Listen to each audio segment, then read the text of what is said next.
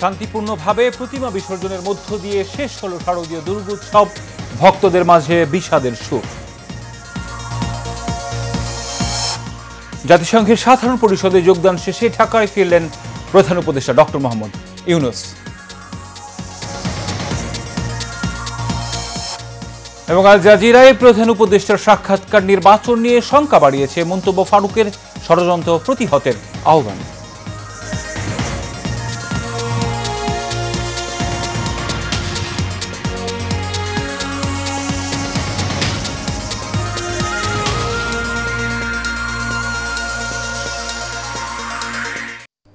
স্বাগত সকালের সংবাদে, সঙ্গে আছে আমি কৌসার আহমেদ। এখন শুনছিলেন বিআরবি কেবল ইন্ডাস্ট্রি লিমিটেড সংবাদ শিরোনাম। এবার চলে যাচ্ছি বিস্তারিত সংবাদে।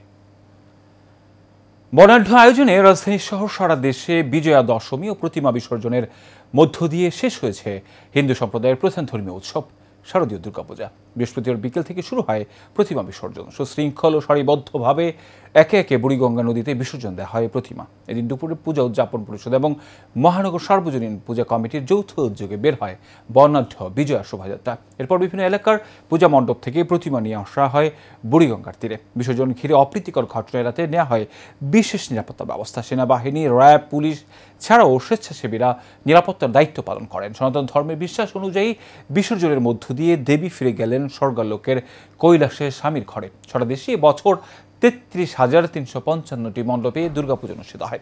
ঢাকা মহানগরে ২৫৮টি মণ্ডপে পুজো অনুষ্ঠিত হয়।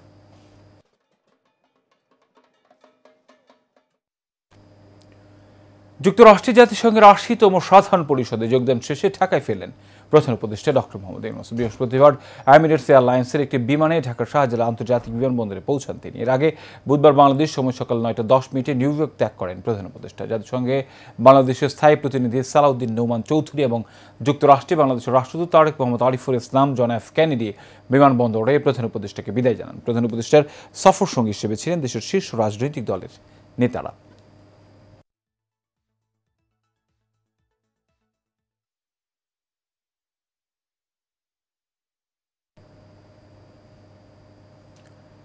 জাতিসংঘের প্রধান উপদেষ্টা আল জাজিরাকে দেওয়া এক সাক্ষাৎকারে যে মন্তব্য করেছেন তা আগামী জাতীয় নির্বাচন নিয়ে জনমনের শঙ্কা আরও বাড়িয়ে দিয়েছে বলে মন্তব্য করেছেন বিএনপি চেয়ারপারসন উপদেষ্টা জয়নুল আবেদিন ফারুক। বৃহস্পতিবার দুপুরে জাতীয় প্রেস ক্লাবে ঢাকাস্থ সেনবাগ ফোরামের উদ্যোগে দেশের সমসাময়িক পরিস্থিতি নিয়ে আয়োজিত এক আলোচনা সভায় প্রধানমন্ত্রীর বক্তব্যে তিনি এসব কথা বলেন। যারা পাহাড়ে এই অশান্তি সৃষ্টি করছেন, যারা অনৈক্য সৃষ্টির জন্য প্রয়াস চালিয়ে যাচ্ছেন, তারা মূলত জাতীয় নির্বাচন বানচালের প্রচেষ্টায় লিপ্ত। আওয়ামী লীগের নির্বাচনে অংশ নেয় এবং নিষিদ্ধ হওয়ার বিষয়ে একটি ঘোলাটে পরিবেশ সৃষ্টি করা হচ্ছে বলে মন্তব্য করেন বিএনপির এই নেতা।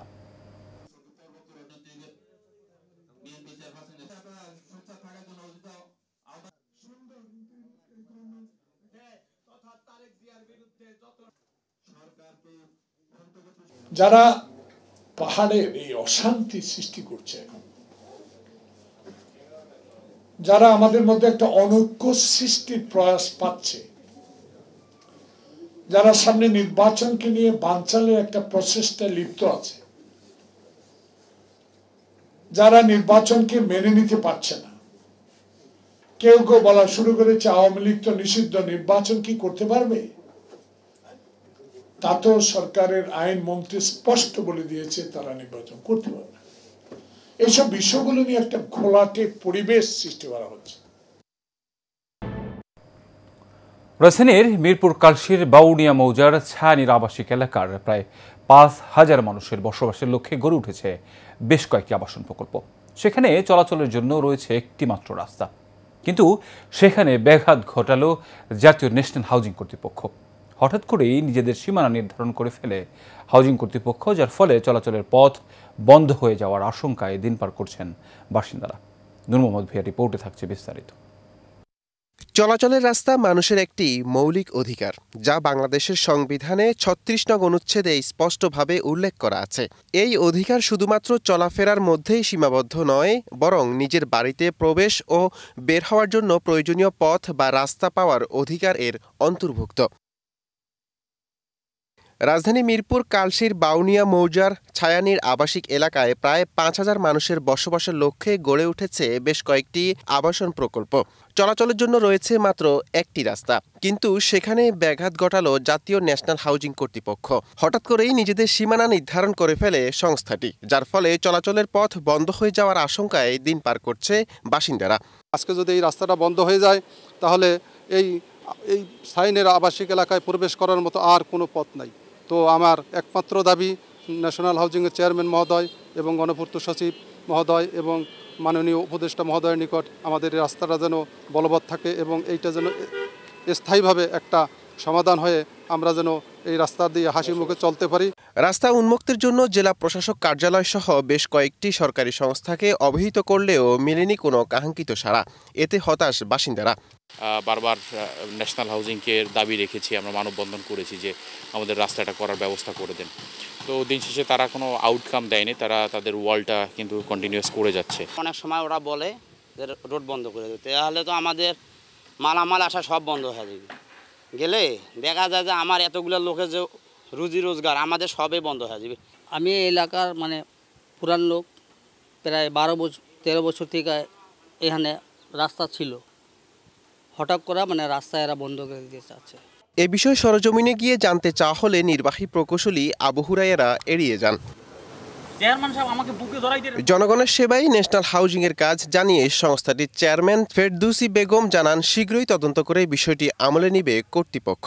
দুর্ভোগ বা 5,000 মানুষের হাঁটা, সেটা আমার ভিজিট করতে হবে, কারণ আমি এই মুহূর্তে বলতে পারছি না যে ওইখানের পরিস্থিতি কি।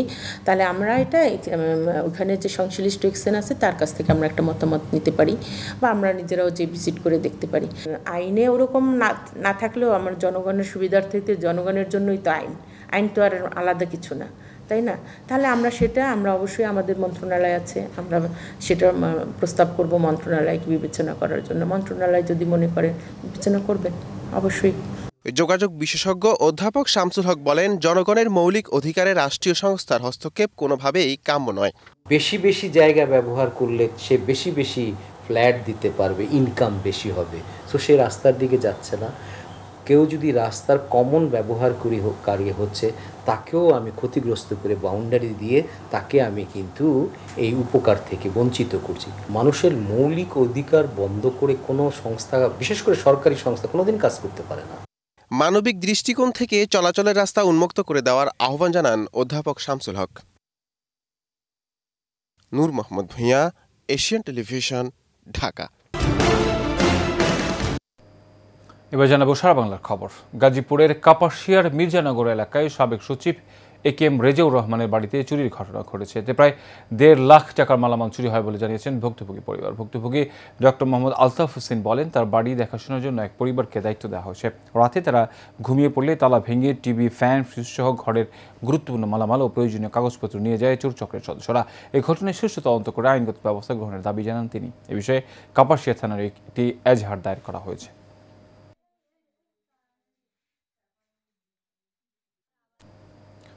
কুড়িগ্রামের রৌমারীতে বিএনপির ভারপ্রাপ্ত চেয়ারম্যান তারেক রহমানের রাষ্ট্র কাঠামো মেরামতের 31 দফা বাস্তবায়নে লিফলেট বিতরণ ও গণসংযোগ করা হয়েছে। উপজেলা বিএনপির আহ্বায়ক আব্দুর রাজ্জাক রাজীবপুর উপজেলার হাট বাজারে নেতাকর্মীদের নিয়ে লিফলেট বিতরণ করেন। এই সময় আব্দুর রাজ্জাক আগামী জাতীয় সংসদ নির্বাচনে ধানের শীষে ভোট দেওয়ার জন্য আহ্বান জানান।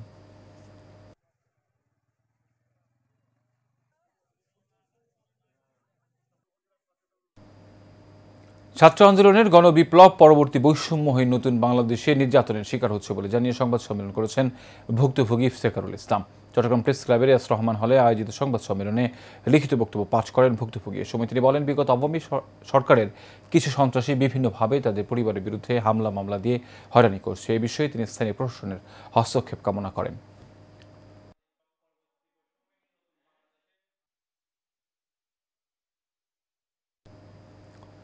রপ্তানি উন্নয়ন ব্যুরোর ভাইস চেয়ারম্যান অতিরিক্ত সচিব মোহাম্মদ হাসান আরিফ যশোরের বেনাপোল স্থলবন্দর পরিদর্শন করেছেন। প্রথমে তিনি বন্দরের কর্মকর্তাদের সাথে বন্দরের বিভিন্ন বিষয় নিয়ে সভা করেন। পরে তিনি বন্দরের কার্গো ইয়ার টার্মিনাল পরিদর্শন করেন। এই সময় উপস্থিত ছিলেন বন্দরের পরিচালক উপসচিব মোহাম্মদ শামীম হোসেন রেজা, সরসাব উপজেলা নির্বাহী কর্মকর্তা ডাক্তার কাজী নাজিব, সহকারী কমিশনার ভূমি মোহাম্মদ নিয়াজ মাকদুম, ইমিগ্রেশনের ভারপ্রাপ্ত কর্মকর্তা ইলিয়াস হোসেন মুন্সি সহ আরও অনেকেই।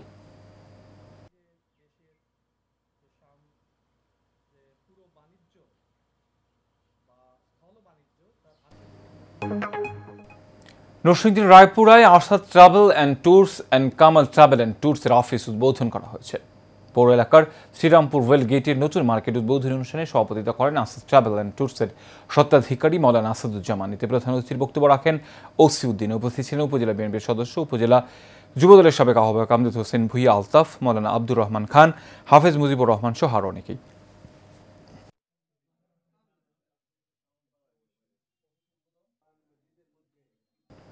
নরসিংদীর রায়পুরায় অনুষ্ঠিত হল রায়পুরা ম্যারাথন। ভোর 5টায় ম্যারাথনের উদ্বোধন করেন উপজেলা নির্বাহী অফিসার মোহাম্মদ মাসুদ রানা। এই সময় উপস্থিত ছিলেন এএসপি সার্কেল বাইজিদ আল মনসুর, ওসি মোহাম্মদ আদিল মাহমুদ সহ আরও অনেকে। রায়পুরা ম্যারাথনে এবার 4টি ইভেন্টে দেশি বিদেশি 700 রানার অংশগ্রহণ করেন। ইভেন্টগুলো হলো 42 কিলো, 25 কিলো, 10 কিলো এবং 500 মিটার।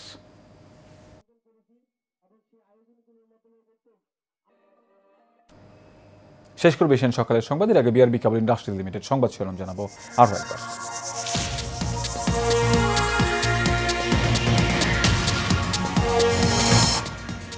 শান্তিপূর্ণভাবে প্রতিমা বিসর্জনের মধ্য দিয়ে শেষ হল শারদীয় দুর্গোৎসব, ভক্তদের মাঝে বিষাদের সুর। জাতিসংঘের সাধারণ পরিষদে যোগদান শেষে ঢাকায় ফিরলেন প্রধান উপদেষ্টা ডক্টর মোহাম্মদ ইউনূস।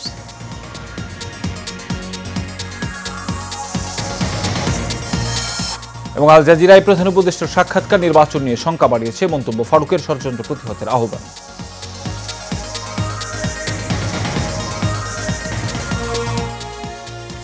এশিয়ান সকালের সংবাদ এ পর্যন্তই। পর সংবাদ দেখার আমন্ত্রণ রইল। ধন্যবাদ সবাই।